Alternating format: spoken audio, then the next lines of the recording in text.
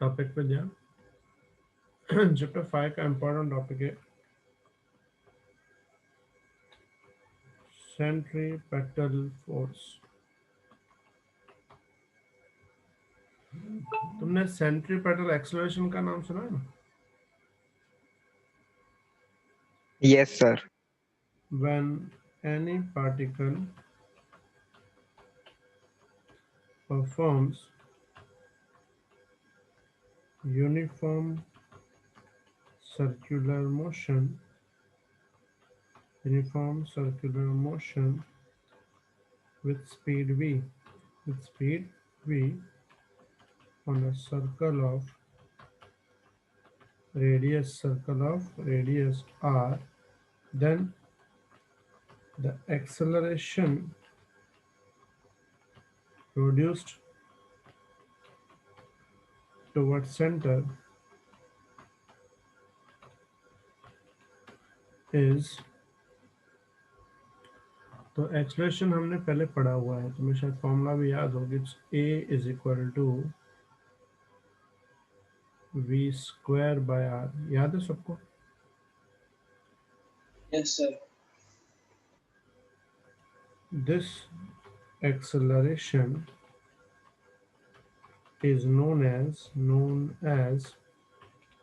centripetal acceleration। ठीक है, कौन सा एक्सेलरेशन बोलते हैं इसको? Centripetal acceleration.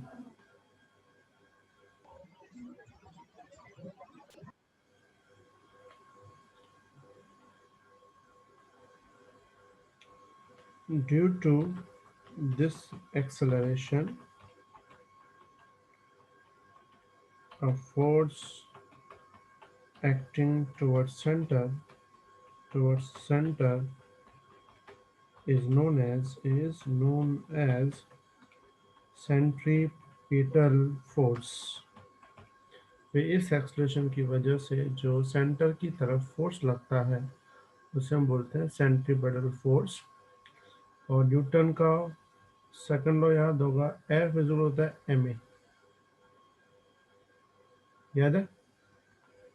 तो हमने दोनों साइड सी लगा दिया, फोर्स सेंट्रीपेटल तो एक्सेलरेशन भी सेंट्रीपेटल, तो ये वाली जो फॉर्मूला बन जाएगी m we square by r. तो सेंट्रीपेटल फोर्स की जो फॉर्मूला होती है वो कौन सी होती है? M we square by R. आई बात समझ में बेटा सबको? Everyone clear? तो सेंट्रीपेटल एक्सेलरेशन होता है V square by R, centripetal force होता है M we square by R. ठीक है?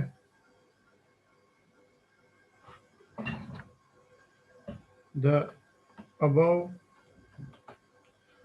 force is required for a particle to continue circular motion। जो ये फोर्स है ये रिक्वायर्ड फोर्स है, किस लिए? सर्कुलर मोशन कंटिन्यू करने के लिए।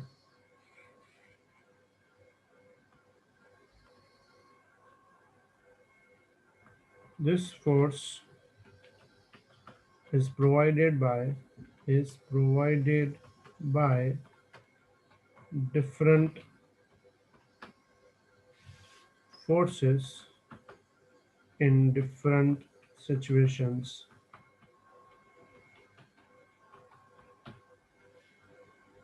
Example,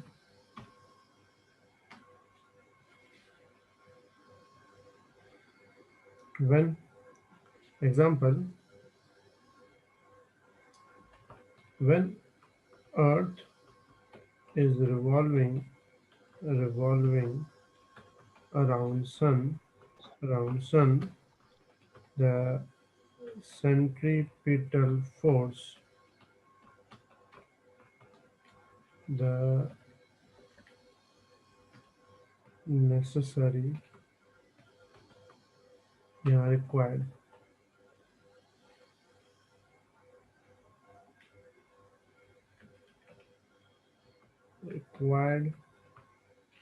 centripetal force is provided by gravitation force between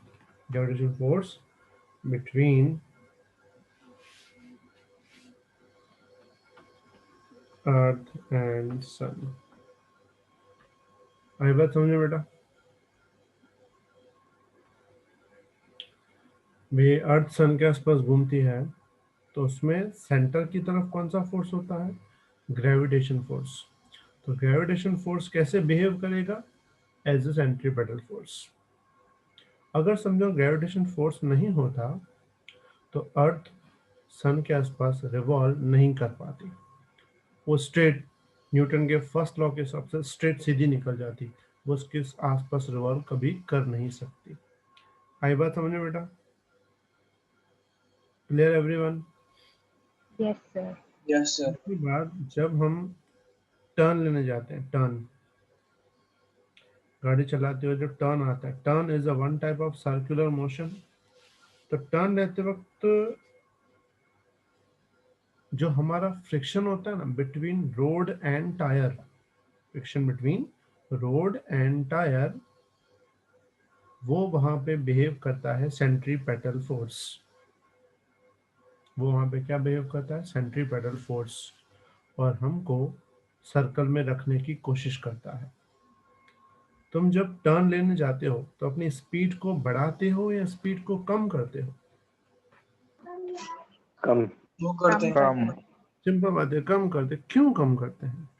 क्योंकि जब हम टर्न लेते हैं तो सेंटर की तरफ ये फोर्स चाहिए हमको, दिस इज रिक्वायर्ड फोर्स। अब ये सपोज करो, एग्जांपल ले लेते हैं कि तुम्हारा m/r 1 है, तो सिंपल बात है Fc = v² हो जाएगा। m/r कितना है? मान लो 1 है तो Fc v² हो जाएगा।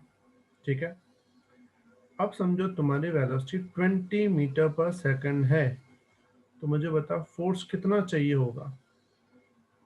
20 का स्क्वायर यानी कितना? 400। अगर तुम्हारी वेलोसिटी 10 मीटर पर सेकंड है तो सेंट्रीपेटल कितना चाहिए होगा?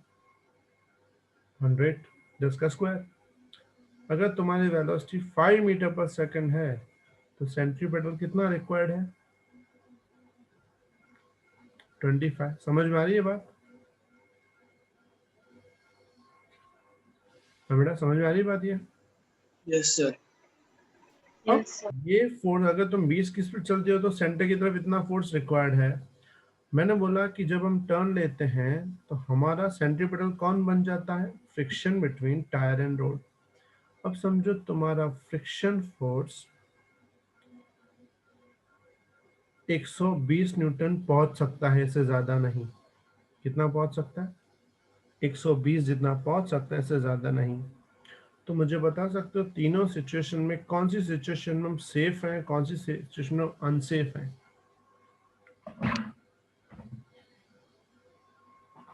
देखो फर्स्ट वन से। हाँ वेरी गुड। यहाँ रिक्वायर्ड कितना है? 25 है, और हमारे पास कितनी ताकत अवेलेबल है? 120। तो आराम से, कोई प्रॉब्लम नहीं है। यहाँ हमें चाहिए 100, कितनी ताकत है अपने पास? 120, तो भी प्रॉब्लम नहीं है। यहाँ कितना चाहिए हमको? 400। हमारे पास अवेलेबल कितना है? 120। तो क्या हम ये सर्कल घूम पाएंगे? नहीं घूम पाएंगे। हम क्या चले जाएंगे? सर्कल से बाहर चले जाएंगे। समझ में आई बात? मतलब ज्यादा स्पीड पे सेंट्रीपेटल ज्यादा चाहिए, लेकिन सेंट्रीपेटल ज्यादा है तो वो हमारे पास अवेलेबल है कि नहीं है, इसलिए हम लोग टर्न लेते वक्त अपनी स्पीड क्या कर देते हैं? कम कर देते हैं। तो मैं बताया 20 मीटर पर सेकंड की स्पीड का मतलब क्या होता है? What is meaning of 20 metre per second? It is approximately 72 kilometre per hour. और 10 मीटर पर सेकंड मतलब 36 kilometre per hour. And 5 metre per second means 18 kilometre per hour. तो मुझे तुम बताओ तुम नॉर्मली कौन से स्पीड से टर्न लेने की कोशिश करोगे? 18 की स्पीड से 36, 72। तो हम नॉर्मली 18, 36 के अंदर अंदर रहेंगे, उसके बाहर कभी नहीं जाते। कभी गए हो 70 की स्पीड से टर्न पे? बात समझ में आ रही है? Yes, sir.